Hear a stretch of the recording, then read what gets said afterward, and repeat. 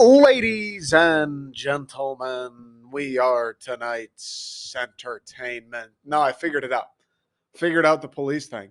Um, it's been in the news a lot, for sure over COVID. The riots, police shooting innocent people, police shooting maybe not innocent people, police just shooting people in general. How do we stop it? Do we defund the police? Big movement, huge movement. Do we fund the police more? Do we train them more? Bad eggs, like good people. How do we fix it? I got it, guys. It's crazy that this has been such a problem, such a divisive issue in America for a while now. And the solution has been right in front of us the entire time. You see it every day on your way to work. See it every single time you go to the grocery store. Every time little Timmy's got a T-ball game and you're trying to make it there in time for his at bat in the third inning, you see it. Police on the roads, what happens? You're driving, going to pick up some fresh potatoes for that yam pie you like to make. You see a cop car. What do you do? Th- Answer. What do you do? First instinct, slow down. That's right. Good job. Well done. You slow down. You go no more than the speed limit, probably going a few under the speed limit. How does that make you feel? Right? You're like, all right, fuck it. I'll do it. I don't want to, but I'll do it. There's a police right there. I don't want to get a ticket. Everybody's lives are better if I just go a little speed limit. He leaves me alone. He makes a right turn. I keep going straight and then I can go 10 over again. Nothing happened. If a tree falls in the woods but nobody hears it, did it make a noise? One of those type scenarios. I get it. You know who never has that scenario? You know who always hears the tree fall? Is the police car. Every single time a police person's on the road, they're going the speed limit or around the speed limit. Every single car behind them, next to them, and in front of them, if they're paying attention, immediately slows down to the speed limit. Think about that for a moment. What happens when a bunch of cars all slow down at once? That's what we call traffic, everybody. Everybody hitting the brakes at the same time, that's called traffic.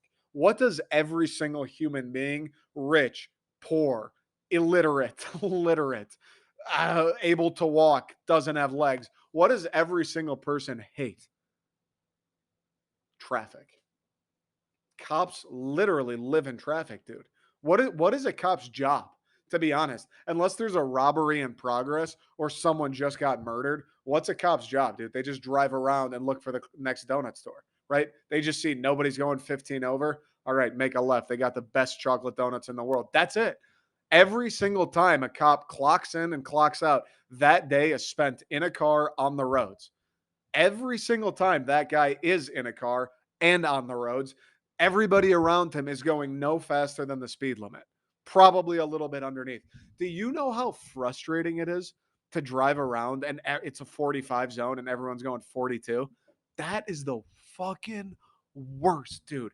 And this is every single police officer's everyday life. There is no Autobahn for the cops, right? There is no, oh, today the traffic's moving a little faster. Always slow, always the speed limit or less, always sitting in traffic, always with that feeling of like, come on, lady, come on. The speed limit's 45, you're going 42, always with that feeling. Every single police officer in the world, unless they're one of those bike cops, Jonah Hill and Channing Tatum from 21 Jump, unless they're those guys, every single police officer's day to day reality is sitting behind a slow driver. That wears on a person. All work, no play makes Johnny a dull boy. All under the speed limit and no speeding makes every cop slightly homicidal. That's a fact.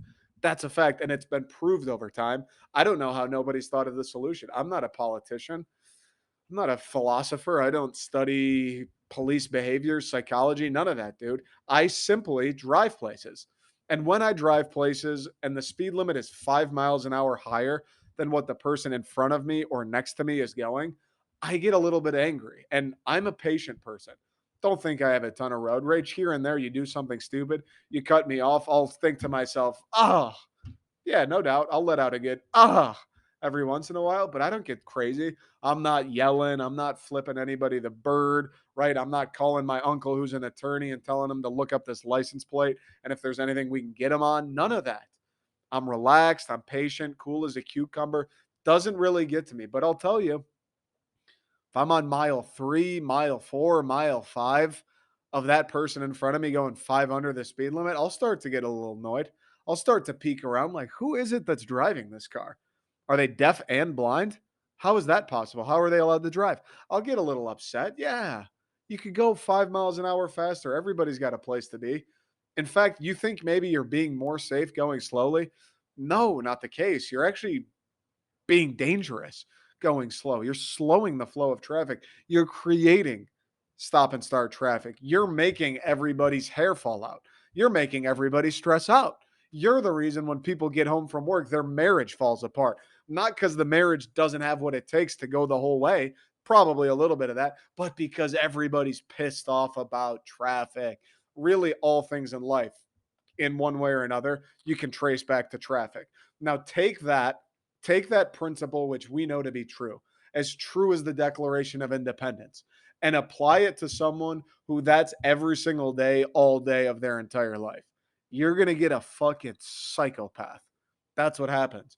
You take traffic, you add time, equal sign psychopath. Psychopath. You give him a gun too. Psychopath with a gun. Think good things happen. Think a psychopath with a gun. If you read that in a book, you'd be like, this character seems nice. This character probably has good intentions. If I told you, hey, yeah, last weekend I was hanging out with my friend, he's a psychopath with a gun. What, you don't think that story ends with us saying, yeah, we called it at 10 p.m., watched the movie. It was actually a pretty good time. That's not how that story ends. Oh, you went out with the psychopath with the gun? What bridge did you sleep under? That's how that story goes. We have thousands, tens of thousands of men and women who get the badge, the seal of approval of a legality to use a gun, and their whole entire life is sitting in traffic. Nobody wants to speed around the cop. Everybody sees a cop and they go, all right, we'll slow down. I don't want a ticket. It's the worst thing that could happen. Slow down. Fine. I'm not going to mess with him. Slow. Everybody in front of a cop, they check the rear view and they're like, fuck, this guy's behind me.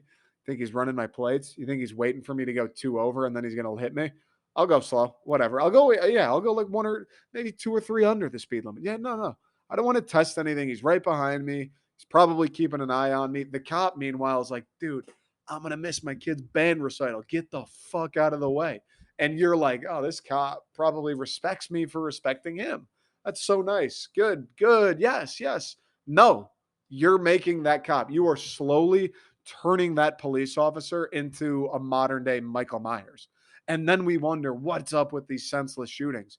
Why are these happening? Why are they so aggressive? They're blowing off steam every single day. So much of it, too.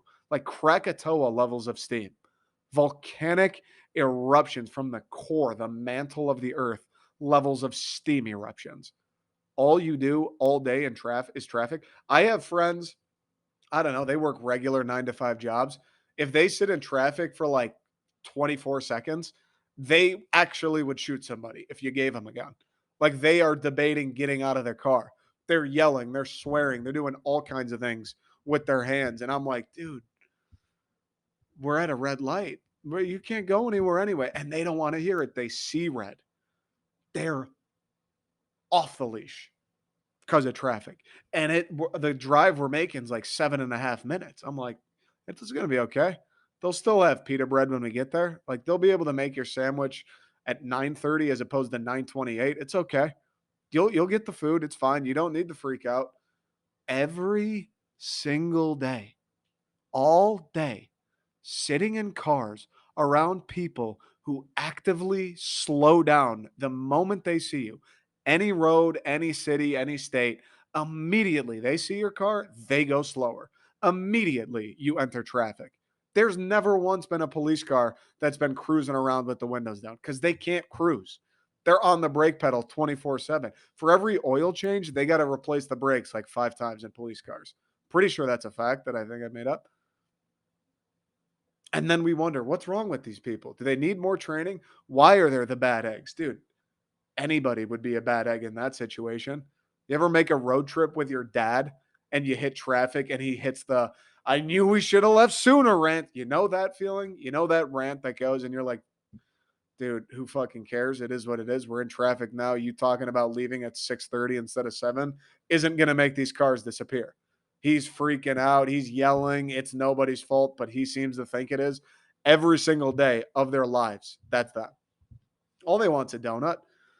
All they want is to get back to the office so they can pet the unit canine. That's it. They don't really need that much.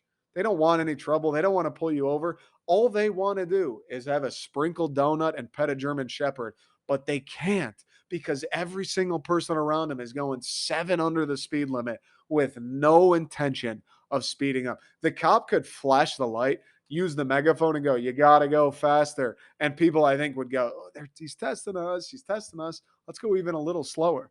That's how you drive people mad. That's like human torture. Waterboarding's illegal in Guantanamo Bay. You can't do what's the Chinese thing that they do? They just slowly drop water pellets on your forehead until you go insane. We're subjecting tens of thousands of men and women to 9 to 5 sitting in a car behind a grandmother going 32 miles an hour in her 1998 station wagon. And we expect them to be responsible with a gun? Dude, I know people that carry change in their cars to throw. You give them a gun with bullets that can shoot at other humans, and then you're like, by the way, if you want to use that thing, it's actually okay. What? And then we're surprised. Nobody's figured this out. Like, I don't understand. How has this not been a bill on the Senate floor? Everybody, do we train them? Do we defund them? How about you just force people to drive faster around police? How about when you can see a police car, speed limits don't apply? There would never be another police related shooting again unless the person was 100% dead to rights, caught committing some kind of violent crime. That's it.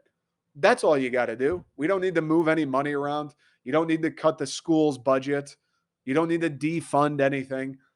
Anytime you see a police car, you can go 5 miles over the speed limit. Boom, problem solved. Literally every cop would be the happiest person. All they fucking do all day is cruise around, listen to music, and eat food. That's it. That's not the life. Oh, here and there, they got to put some iron wristbands around people. No big deal. Every single person would be happier. They're giving out less tickets. Like, yeah, I'm in a great mood. Had an unbelievable donut this morning, and there was no traffic, so I got there while they're still hot. I won't give this person a ticket. Win, win, win. Everybody's happy. Criminals, that I guess they would maybe slack a little bit, but if there is a crime in progress, nobody's going slow around the police officer. Cop, hit the gas. Cop gets there sooner. You got to return all the jewels to this jewelry store. Boom. Everybody wins. Criminals lose even more. It's a perfect solution.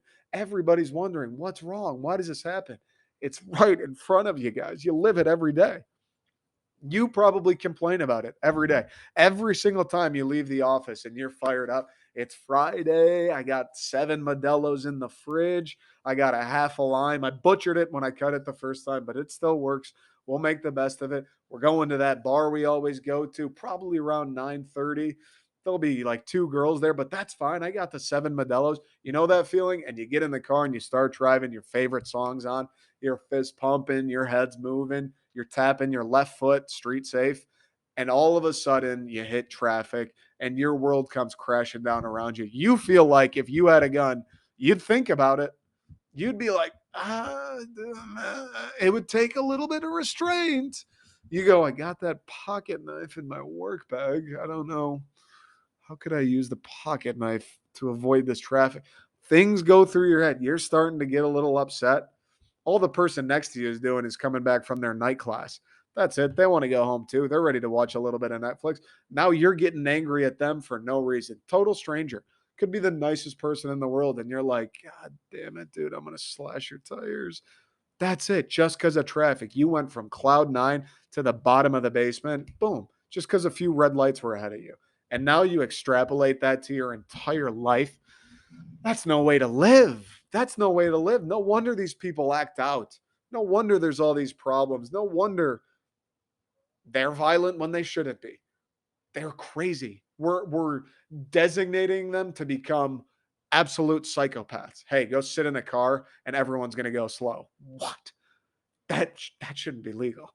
Not to the worst enemy, not to Vladimir Putin should that be legal. That's our police force. Yikes, guys.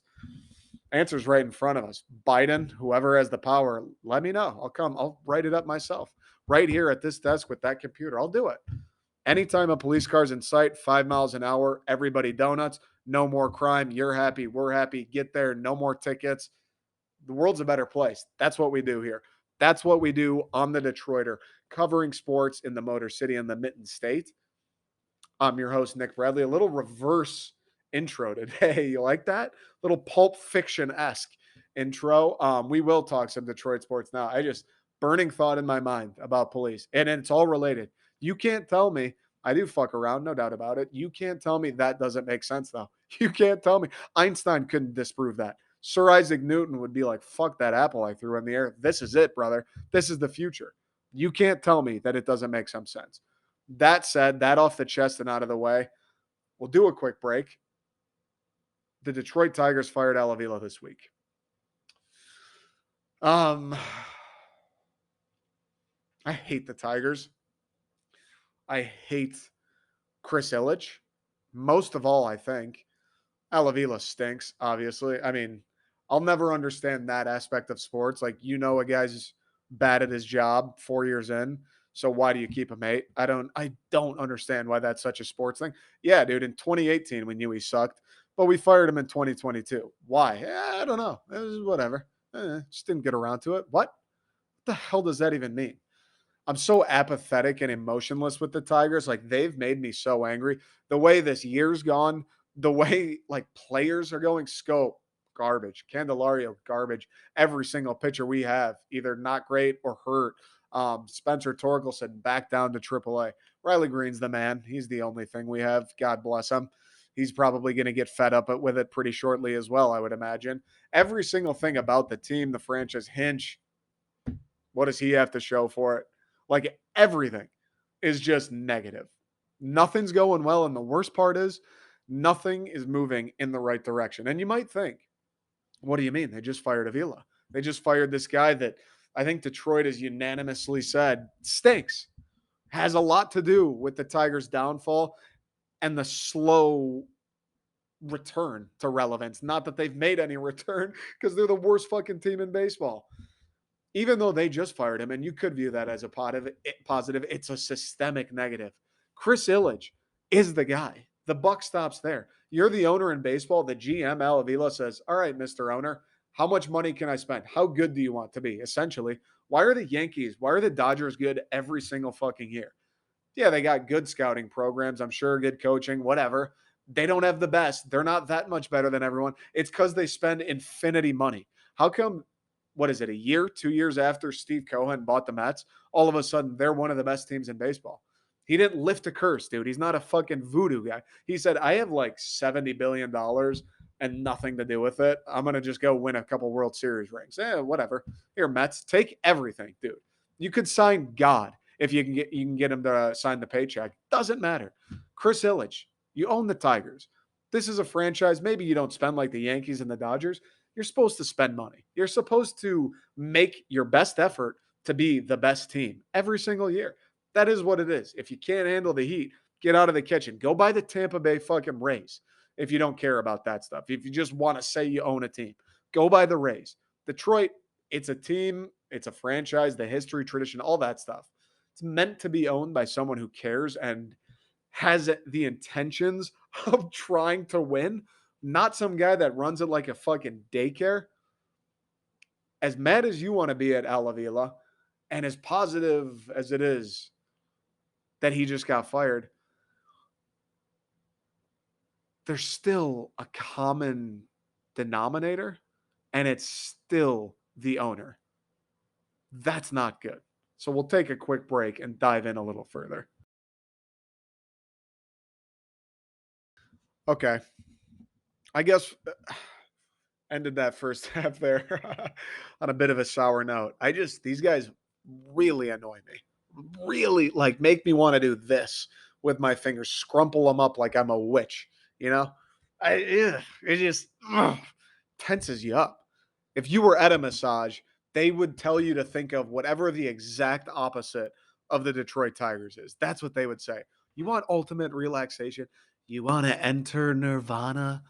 become sensory deprived, think of the opposite of the 2022 Detroit Tigers, and you will arrive in no time. That's it. That's exactly what they would do. So when I think about the 2022 Detroit Tigers, I can feel my fucking, what is it, vessels towards the heart. I can feel my blood vessels tighten. Can feel my just everything like, ugh, just weirdly bend and crack.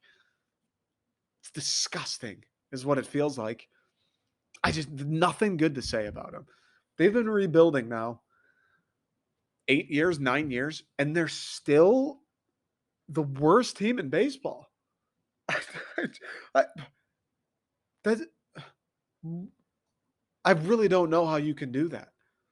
And on top of all that, they're in a market, Detroit, where you have the luxury of spending some money. Even when Chris Ilitch is tight on the purse strings and not spending like the Tigers really should spend, they still have a decent payroll. They still have way more. The teams like the A's, teams like the Rays, they have way more than those guys. Arizona, it's, and they still, 8 years, acquiring draft picks, spending them on top tier prospects, and you're still the worst team in baseball. After you made a conscious effort this season, now, mind you, didn't make a conscious effort to go out and get the best free agents, but you made a conscious effort to go out and get free agents, get people who you thought would help the team, which I can admire. I applaud that. Yes, Austin Meadows, you wanted to get better. Fair enough. You went and got Javi Baez. You wanted to get better. You upgraded the team. Fair enough. Didn't get Carlos Correa. Didn't get the best shortstop who wanted to come to Detroit, who you could have paid if you wanted to, who would have significantly improved this team.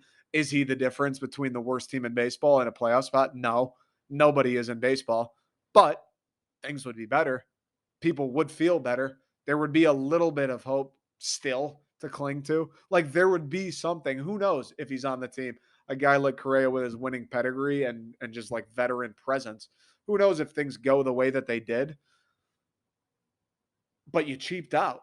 You paying for it. Austin Meadows, nice trade to make, no doubt. He got hurt, bad luck, didn't do anything. All your pitchers, fine. Eduardo Rodriguez looked like a decent signing for sure.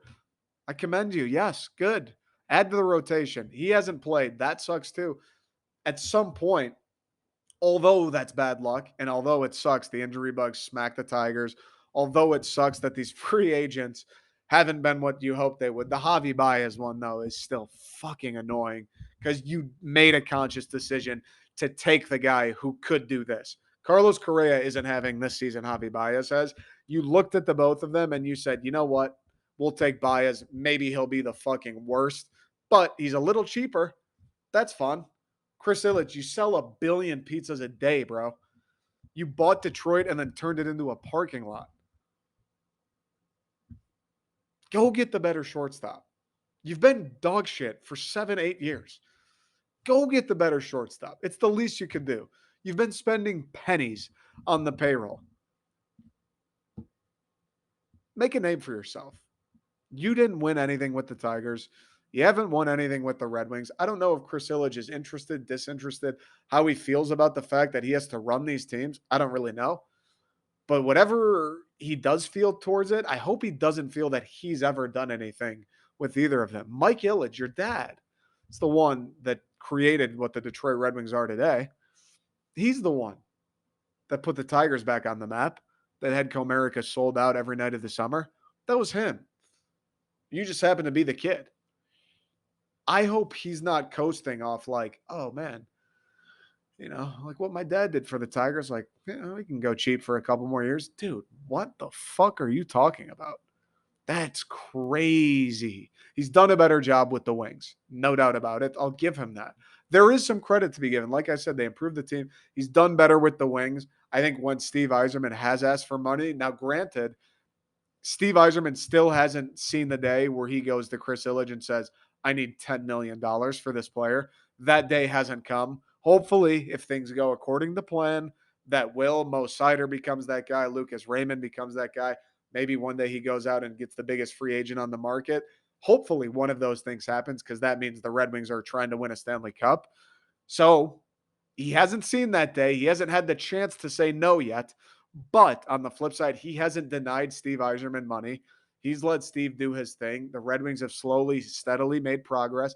They seem to be going in the right direction. You could tell the arena was more full this year than it was the previous year. It seems like from news articles I read and things like that, although the district Detroit is a big parking lot, it seems like he's trying to build more stuff around it, restaurants, bars, hotels, stuff like that.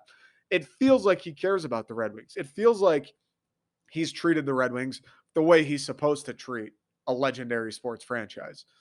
I just don't see why it's the other way with the Tigers. And we can get to Avila too. Like, finally, he made the right decision. Finally, he fired the fucking guy. I mean, anybody would have. A brain dead baby would have made that move.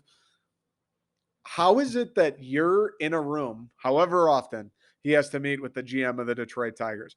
How often is it that you're in a room with that guy? You're talking strategy, payroll, how to build a team, everything with that guy, Avila. However often, let's say they meet twice a month. And then another 2 days a month, you're across the street at Little Caesars and you're in a room with Steve Eiserman talking about the same thing: the payroll, how to build a team, the strategy, the coaching, everything, how to win. And you can't tell the difference. That's concerning to me. So that's why I said people are celebrating and excited. Avila's finally gone. The problem, he's gone. The guy who gave everybody away for nothing, he's gone. JD, Verlander, peanuts. He's gone. We'll be all right. The Detroit Tigers, now the rebuild starts. When everybody says that, the guy who owns the teams and ultimately makes the decisions was in a room on a frequent basis with Steve Eiserman. And on that, I would assume same basis was in rooms with Avila, and he didn't notice a difference. That's that's a little alarming, dude. Do you take a bite of a turkey sandwich or was that the shit sandwich? You can't tell the difference? What the hell are you talking about? Not even COVID would keep you from not being able to tell that difference. I don't understand that. And that is scary. You got somebody that literally cannot tell the difference between garbage and gold, owning, running from the top down. Every decision ultimately goes through him.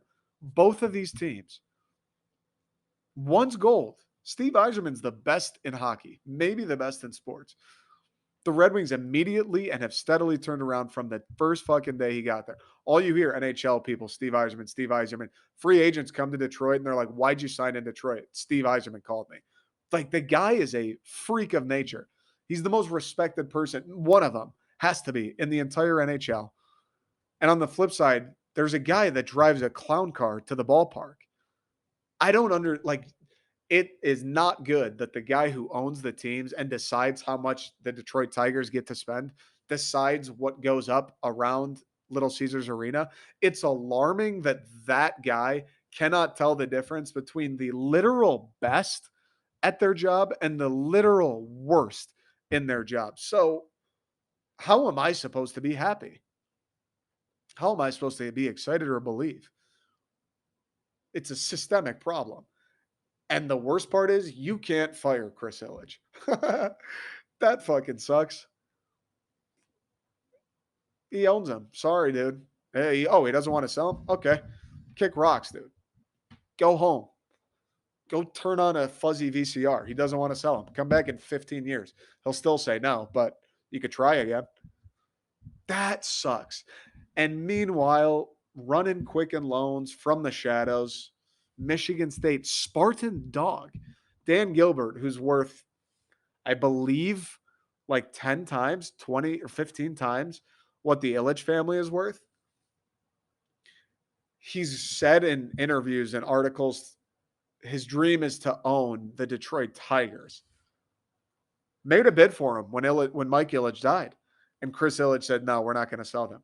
Dan Gilbert tried to buy them. What year was that? Like 2014, maybe? He tried to buy him, maybe a little later. Chris Ilitch said, no. It means too much to our family. Can't do it. Sorry. Dan Gilbert could be Steve Cohen. He could spend infinity money. The guy's dream. Dan Gilbert is the type of guy. He's given money to Izzo. He's given money to the Breslin. You know he's given money to Mel Tucker in the football program. Dan Gilbert is the guy who wanted to get rich so then he could go win a championship with the team that he owns. That's that guy.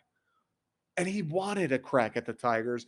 And the owner, the guy who doesn't know a shit sandwich from a turkey, said, no thanks, I'm going to keep him. It's hard to care about the Tigers. It's hard to be in on them. It's good. Yeah, fine. It's great. They fired Avila, dude. Put a band-aid over a fucking cannonball wound. Great. That's fine. The season's a disaster. No signs of getting better. I mean, if Chris Ilitch cheaped out this year, where it felt like there was momentum and a feeling of, oh no, we're gonna actually try and be kind of good this year, and they stink. He did it a little bit. He went and got some guys, and they stink. Now he just says, well, we stink. We're not ready. Why would I spend money? The team's not ready. So, nah, I'm not over the moon that Alavila's gone. Good, dude. Great. Go play golf, Al. Congrats to you, buddy. You don't get a free paycheck any longer.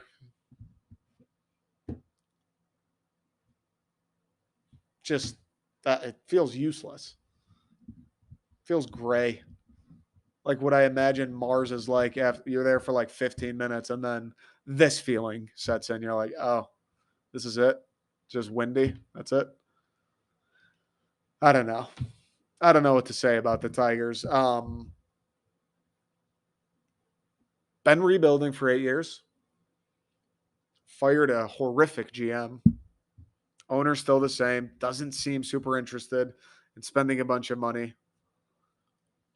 The young pitchers, guys we thought we would rely on as part of the rebuild, injured, not playing as well as we would have hoped. First row overall pick in 2020, Torkelson, a guy who, when he drafted, people were like, oh, he could hit cleanup for the Tigers today. Got sent back down because he couldn't hit. I don't know. It's not great. It's not great for the Detroit Tigers. I wish it was different. But I think another rebuild's about to start, no matter who they get. If they go out and get Theo Epstein, a guy who seemingly would be perfect for the job, that would turn people around. That would get people smiling again. That would generate some interest in the Detroit Tigers. Guy who went to Boston. What was it? The Billy Goat curse. They hadn't won in 100-something years. Wins in Boston. Then he goes to the Chicago Cubs. 107 for them, I believe. Wins in Chicago. Just creating teams. Going to these places, great markets. Boston Red Sox, are you kidding? Chicago Cubs, fucking incredible places to be involved for a baseball team. And he's doing it because he's like, yeah, I want the challenge. I want to be the guy who returns the Boston Red Sox to glory. I want to be the guy who brings Chicago the World Series. I want to do it. Me. I can. I'm the best. So let me do it. Who you would think would look at a place like Detroit, incredible history. Little bit starved. 1984, the last time they'd won one, had a few close calls in the late 2000s, early 2010s. Couple World Series appearances, always in the postseason. Some unbelievable teams. You don't think he looks at AJ Hinch, hell of a manager, very respected. Everybody wanted him. You think Theo Epstein takes a peek at Detroit? Great baseball city, dude. Fucking incredible place to play baseball. You don't think he looks at him and goes, well, I did Boston, did Chicago. I don't know if I'll ever get a crack at the Yankees. Detroit's not a bad place to go try and win one. They got a little bit of an underdog story blooming there. Not only have the Tigers struggled, everybody's been struggling now for a little while. Why don't I go be that guy? Chris Ilitch, his reputation's a little tarnished. People are fed up with him. They didn't like that District Detroit thing. They didn't like it. He did that. They didn't like that he hasn't spent a ton of money and won with the Tigers. Maybe I give Chris Ilitch a call. Chris Ilitch, Theo Epstein, they run the Detroit Tigers. Put him back on the map. Theo's done it 3 times, all with legendary franchises, historic baseball teams. Chris Ilitch starts his own legacy. See, I do care. Turns his image around in the city. Just the thought. Theo Epstein, Detroit Tigers, Nice ring. Everybody, it makes sense, kind of. People would love it. I would imagine Chris Ilitch would love it. Theo, you want to go win another legendary World Series ring? Man, it's a thought. It's a thought. You get to manage Miguel, or you get to be around Miguel Cabrera for a year. It's a thought. I don't know. I don't know, Theo Epstein. But outside of that, whew, it's like bread that's been sitting out for 17 days. That's what it feels like. The Detroit Tigers. Just gross. You don't even want to think about it. But hey, I fired Avila. That's all I got today, everybody. Appreciate you following along. I don't think I have any new shirts out. Go check out the Second String, though. You want some stuff, the secondstring.com. Little streetwear, a little sportswear, something to the bar, something to hang out, a little bit of everything for everyone. Check that out.